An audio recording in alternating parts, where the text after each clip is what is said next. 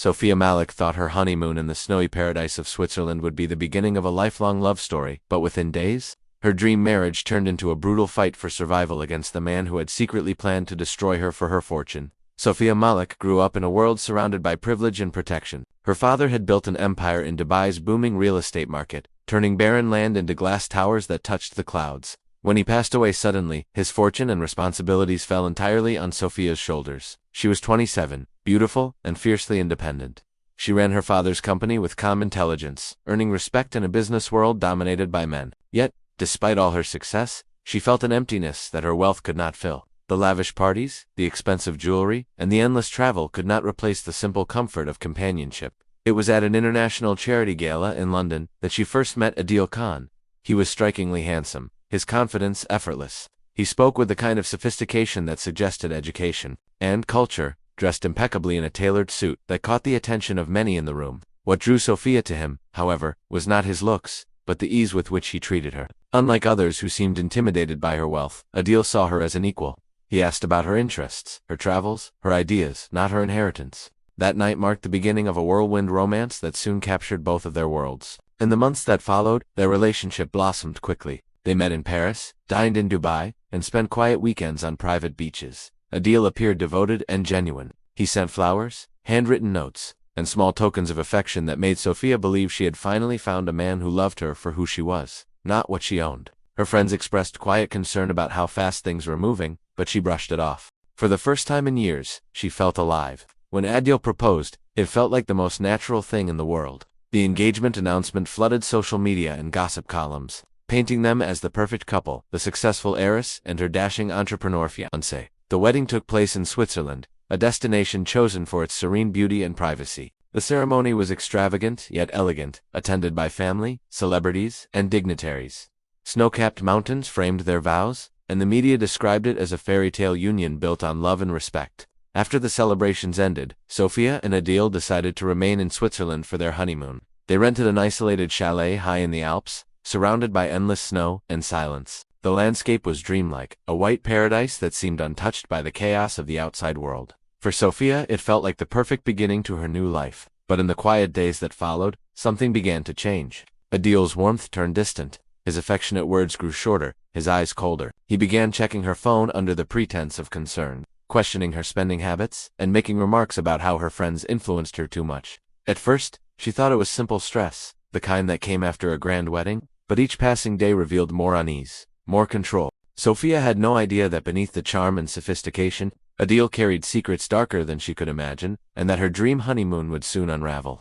Into a fight for her life, the first signs of trouble came quietly, like whispers in the wind. On their second night in the chalet, Adil disappeared for several hours, claiming he wanted to take a walk to clear his mind. Sophia didn't think much of it until she found a series of receipts the next morning. Expensive watches, rare liquors, and luxury goods purchased under her name.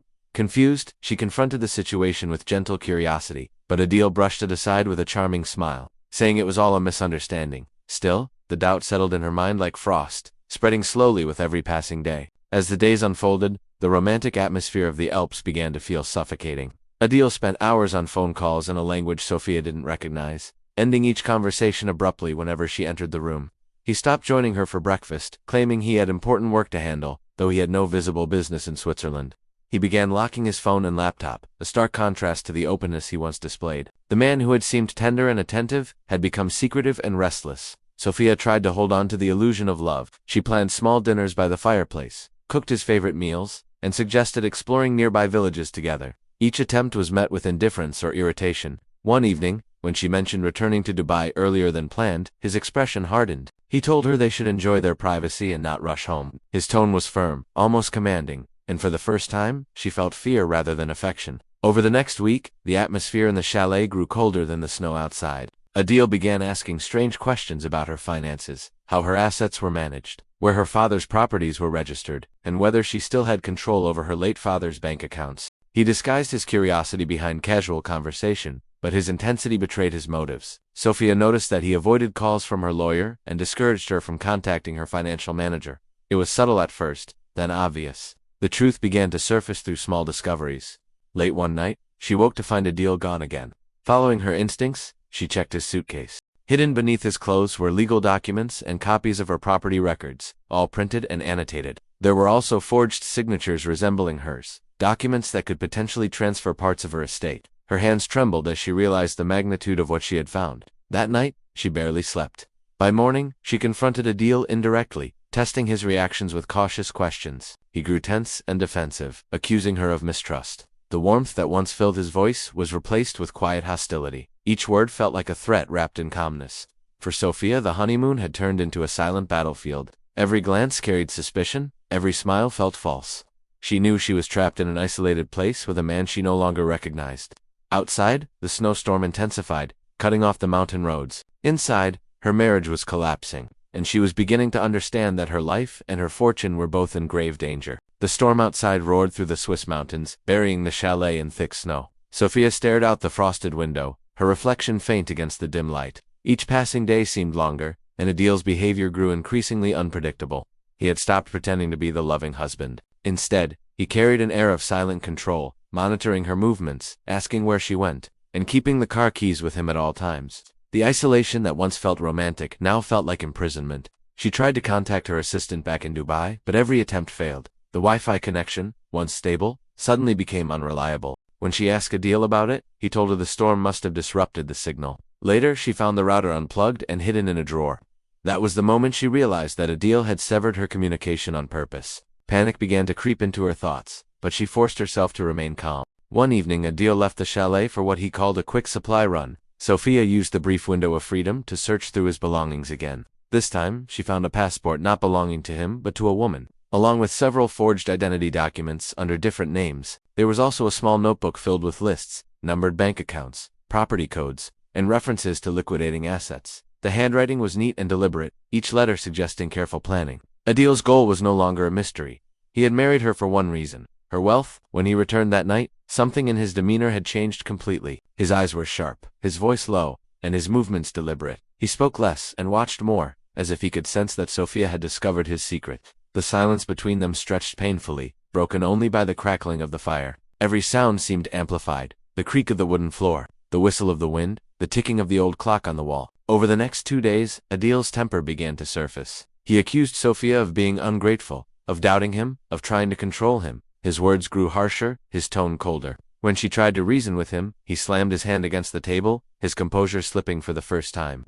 The man she had once loved now looked at her with something close to hatred. Fear consumed her, but she knew she needed to act carefully. The roads were still blocked by snow, and there was no way to reach help without Adil noticing. That night, she pretended to be asleep and watched as he opened her luggage and removed her personal documents. He took her passport, her phone, and even her wedding ring. Then, he made several calls, whispering urgently into the phone before stepping outside into the cold. It was then that Sophia's mind cleared. The realization hit her that he was preparing for something final, to take everything she owned and leave her behind. Alone in the flickering light of the fire, she made a silent promise to herself. If she was going to survive this, she would have to be smarter, calmer, and faster than the man she once believed was her destiny.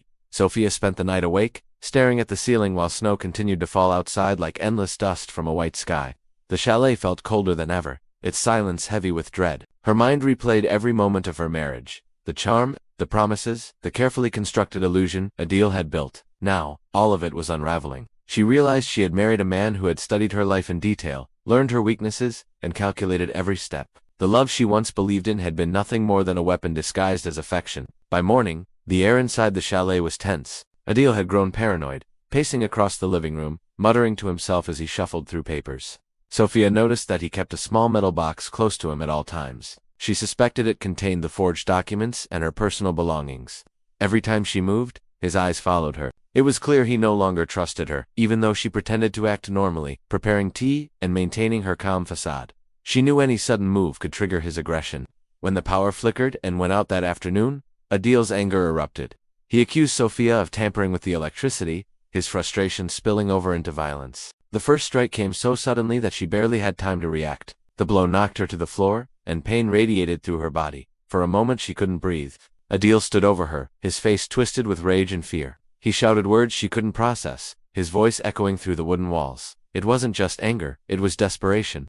He had lost control, and he knew it. Sophia managed to pull herself up, her vision blurry from tears and pain. She didn't fight back. Instead, she pretended to be terrified and submissive, nodding to everything he said. just to survive the moment. Her silence seemed to calm him. Hours later he left the chalet again, perhaps to meet someone or find a way down the mountain. That was her only chance. Shaking, she gathered what little she could: a coat, some cash hidden in her luggage lining, and a flashlight. She searched the chalet until she found the small metal box he guarded. Inside were her passport, her phone with the SIM removed, and the documents he had forged. She took them all and hid them beneath her clothes.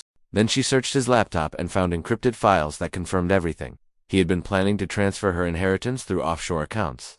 When Adil returned, the snowstorm had worsened. He looked exhausted, his hair wet and his eyes bloodshot. Sophia pretended to be asleep as he entered, his movements slow and unsteady. He poured himself a drink, staring at her for a long time before finally collapsing into a chair. That night, she lay awake, counting every second, waiting for dawn. She knew that as soon as daylight broke, she would run. But the mountains were cruel, and the storm refused to stop. As she stared into the pale light of morning, she realized that her escape would not only be a fight against Adil, it would be a fight against nature itself. The first light of dawn crept through the snow-covered windows, dim and blue against the frosted glass. Sophia sat on the edge of the bed, trembling from both pain and fear. Her face was bruised, her body weak, but her mind had never been sharper.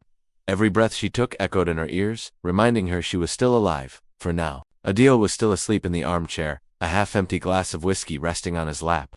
It was her only chance to leave before he woke. Moving silently, she grabbed her coat, stuffed the hidden passport and documents into her pocket, and slipped her feet into heavy boots.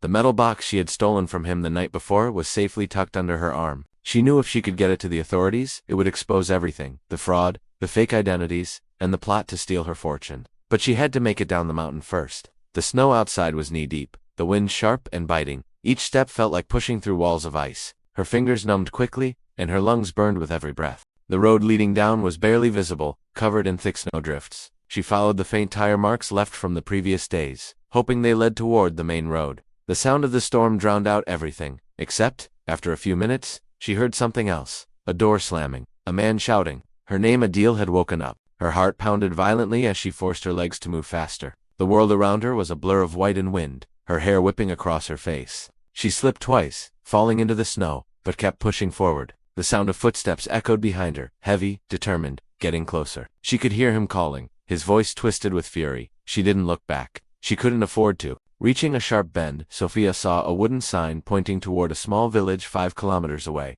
It gave her hope. If she could just make it there, she could find help. But before she could take another step, something heavy struck her shoulder. She stumbled, falling face first into the snow. Adil had caught up to her. He yanked her by the arm, dragging her up violently, his face wild and unrecognizable. The gentle man she once loved was gone, replaced by someone driven purely by greed and madness. He shouted, demanding the box, demanding she come back. The rage in his voice was so intense, it almost silenced the howling wind. When she refused, he struck her again, sending her sprawling into the snow. The cold seeped through her bones, but her mind screamed for survival. She kicked at him, managing to knock the box out of his hand. It slid across the icy ground and stopped near the edge of a steep drop. Both of them lunged for it at the same time. The ground beneath them gave way. They tumbled down a short slope, rolling over the icy surface, snow filling their lungs and clothes. When Sophia came to a stop, Adil was only a few feet away, groaning in pain. The metal box was lying between them, half buried in snow. She crawled toward it, every muscle screaming. Adil reached for it too, his hand brushing hers. For a moment, they locked eyes, her filled with defiance, his with desperation. Then, before he could grab her, Sophia swung the box with all her strength, striking his face. He fell back, dazed, sliding slightly toward the edge of the cliff. Sophia scrambled to her feet and staggered up the slope, gripping the box tightly. Behind her, she heard Adil shout her name one last time. The sound was swallowed by the wind, followed by a sharp crack of ice. When she turned, he was gone. The edge of the slope had collapsed, leaving nothing but shattered snow and silence. Hours later, Sophia stumbled into the small village at the base of the mountain, frost clinging to her eyelashes. Locals rushed to her aid, wrapping her in blankets and calling for the police. Through trembling lips, she told them everything. When investigators later reached the chalet, they found the scene exactly as she had described: forged documents, multiple passports, and hidden devices showing months of planning. Adil's body was never recovered. Authorities believed he had fallen into the deep ravine below, though some whispered that men like him always found a way to survive. Months later, back in Dubai, Sophia sat in her father's old office, looking out over the skyline her family had built. The scars on her face had faded, but the memory of that frozen mountain never left her. She had lost her innocence, her trust, and almost her life. But she had also found something stronger, a will to rise from the ruins. She no longer believed in fairy tales or perfect love. The world saw her as a survivor, but deep inside, she knew she was something more. She was a woman who had faced death, deceit, and betrayal, and had refused to be defeated by any of it.